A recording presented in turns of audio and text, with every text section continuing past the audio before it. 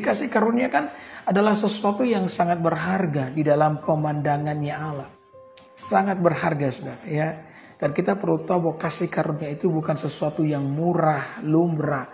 Kasih karunia adalah sesuatu yang mahal. Kita bisa melihat itu dalam Taman Eden, gambaran tentang kasih karunia.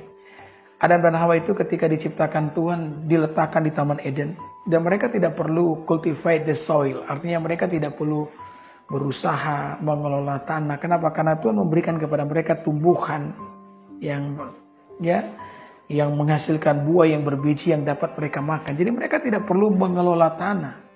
Ya, Adam tidak pernah berkeringat di Taman Eden. Keringat itu kutuk, saudara. Ya, Alkitab mengatakan ketika mereka membangkang kepada Tuhan, memberontak dengan cara makan buah terlarang, ya mereka lebih percaya dengan perkataan setan daripada perkataan Tuhan. Maka mereka diusir dari Taman Eden. Nah, disitulah saudara-saudara kita mengatakan, Tuhan berkata kepada Adam, terkutuklah tanah oleh karena engkau dengan berpeluh engkau akan mendapat makanan. Berpeluh artinya berkeringat, kan? Jadi dengan berpeluh, dengan berkeringat engkau akan mendapatkan makanan. Itu kutukan. Jadi di Taman Eden Adam itu tidak pernah berkeringat. Karena tidak pernah berkeringat maka Adam tidak pernah bau keringat.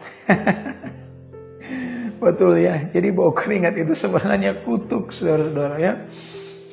Maka apa yang terjadi, saudara? Ketika Adam itu mengelola tanah, dia berkeringat, maka dia mulai menyadari bahwa ternyata kasih karunia yang selama ini dia terima di Taman Eden adalah sesuatu yang mahal. Ya, dia kurang menghargai itu. Kenapa? Karena dia mendapatkan itu dengan mudah, kan? Karena memang manusia demikian. Ketika kita mendapatkan segala sesuatu dengan mudah, kita jarang menghargai itu. Kita nanti akan menghargai itu ketika diambil daripada kita. Betul enggak? Ya.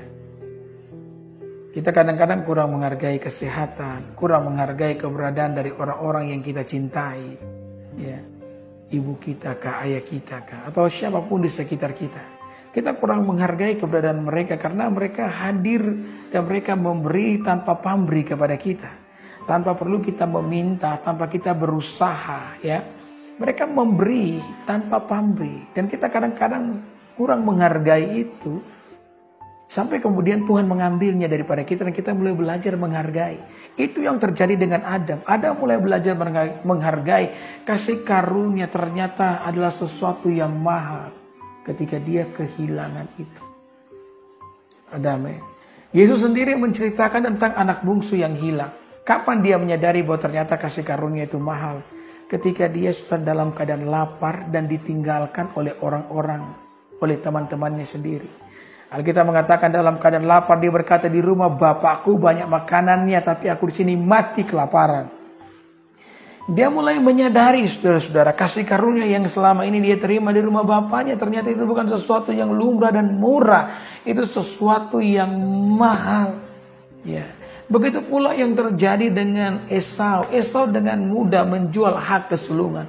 Hak kesulungan adalah kasih karunia. Kenapa? Karena dia menerima itu tanpa perlu mengupayakan itu. Tanpa perlu berusaha itu. Dia menerima itu sebagai pemberian daripada Allah. Tapi dia tidak menghargai itu. Ketika dia tidak menghargai itu, Alkitab mengatakan meskipun Esau mencarinya dengan mencucurkan air mata, Esau tidak mendapatkan kembali hak kesulungan itu. Jadi di sini kita melihat bahwa kasih karunia adalah sesuatu yang sangat mahal. Jadi kita tidak boleh memandang remeh.